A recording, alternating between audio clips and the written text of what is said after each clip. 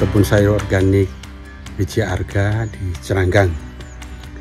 Luas kebun 7.800 meter persegi, mulai dikelola itu tahun 2013, mulai penanaman 2015 sampai hari ini. Yang kami tanam sejenis sawi, jadi beberapa jenis sawi, hampir semua malah jenis sawi itu ada. Saya sebut beberapa: pakcoy green, pakcoy white. Pakcoy itu biasanya di pasar itu disebut dengan sawi sendok. Kemudian ada kailan, ada sawi pagoda, ada caisim atau sawi hijau, ada sioma, ada samhong. Samhong dalam bahasa kita, ya ini samhong, di pasar juga disebut samhong, siomak. Kemudian ada bayum, ada kangkung. Itu jenis-jenis sawi yang kami budidayakan di kebun sayur organik. Apa yang membedakan sayur-sayuran yang ditanam di sini dengan yang di tempat yang lain atau yang petani biasanya tanam? Kami memilih jalur organik. Nah, kadang-kadang orang dengan ringan menyebut ini produk organik. Tapi sedikit edukasi untuk memastikan produk sayur itu organik atau tidak. Itu cara yang pertama adalah kenali dulu produsennya, siapa yang membuat. Kunjungi tempatnya, karena tempat atau lahan itu punya persyaratan untuk menjadi organik.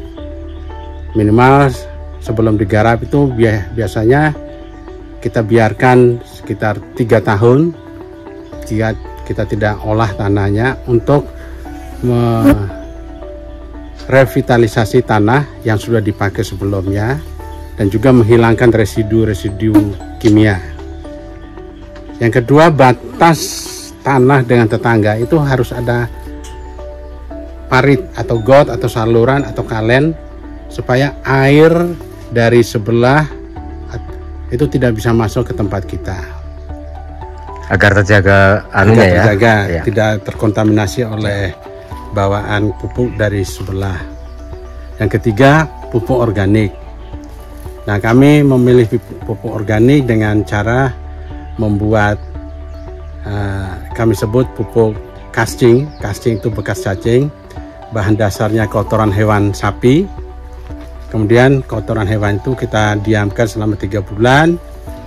Setelah 3 bulan kita kasihkan ke cacing. Cacing itu juga cacing khusus yang disebut cacing LR atau Lombricus rubellus. Nah, kemudian cacing itu makan kohe tadi. Nah, setelah makan itu mesti buang kotorannya. Nah, kotoran itu baru itu pupuknya. Jadi unsur murni kotoran hewan sapi itu sudah hilang. Kenapa pilihannya justru organik yang prosesnya agak lama, pakai casting dan sebagainya, itu gimana? Kenapa milih? Pilihan itu sebenarnya berawal dari keprihatinan ownernya tentang penggunaan pupuk kimia. Nah, supaya kita bisa punya pengetahuan sedikit, kalau pupuk kimia itu kita pakai pupuk kimia itu hanya menyuburkan tumbuhannya. Jadi sayurnya yang disuburkan, tapi tanahnya rusak. Kalau pupuk organik yang disuburkan tanahnya. Karena tanahnya subur, tumbuhannya jadi subur dan lebih sehat dari yang kimia itu. Seperti tadi tomat cherry, ini ada orang yang meragukan, lalu saya kebetulan itu di supermarket, kebetulan saya setor di supermarket, saya ambil satu, mari kita tantang, silahkan makan. Yang punya saya langsung makan.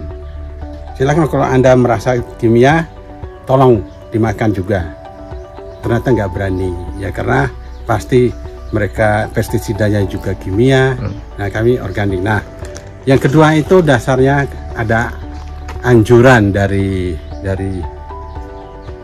pemerintah juga, dari kalau ini kita dengar juga anjurnya dari gereja, yaitu back to nature, kembali ke alam, dan yang utama adalah ikut membantu memelihara keutuhan ciptaan Tuhan. Dan salah satu cara yang kami tahu ialah dengan menggunakan pupuk organik.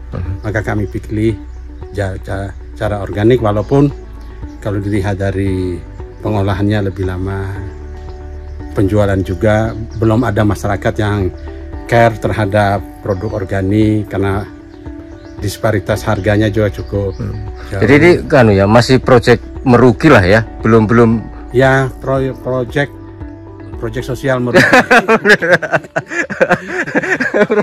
Proyek sosial merugi. Ya, tapi ini mulia kan karena mesti menyelamatkan tanah gitu kan ya, menyelamatkan apa yang kita konsumsi juga, artinya baik untuk tubuh dan sebagainya. Mungkin saran aja buat konsumen nih kita yang kenapa kita mesti memilih yang organik gitu, mungkin ada pentingnya enggak Pak? Awalnya itu susah kita yakinkan orang untuk pakai produk organik karena mungkin mereka mendapat pengalaman lain mengaku organik ternyata enggak.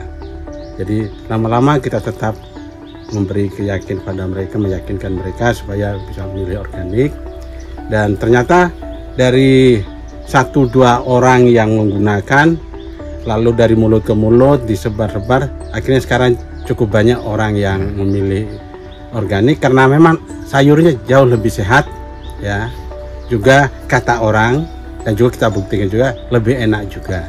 Nah, itu jadi yang membiasakan anak untuk makan sayur itu tidak terlalu mudah juga dari segi rasa. Tapi kalau kita coba dengan sayur organik lalu dimasak dengan cara yang juga sesuai dengan petunjuk yang benar, anak-anak juga akhirnya ada yang doyan.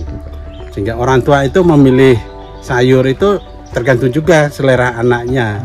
Jadi kita orientasi kadang-kadang pegang anak, sehingga kalau anak suka orang tuanya pasti beli.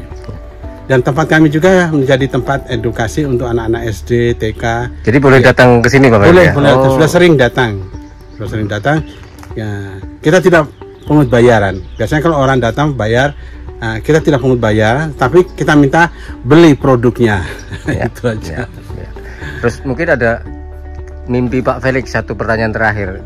Mau nanam apa ini yang belum ditanam tapi Pak Felix pengen tanam di sini? Satu yang kepingin saya itu brokoli. Kalau selada iceberg, kemudian kubis, kemudian juga wortel. Nah, ini kita sudah uji coba, tetapi tidak bentuk, tidak sesuai dengan yang pernah ditanam di misalnya di Bandungan. Ternyata kita lihat syarat-syarat tumbuh tanaman tadi itu adalah letak yang DPL-nya 700 ke atas, sehingga udaranya harus lebih sejuk, lebih dingin.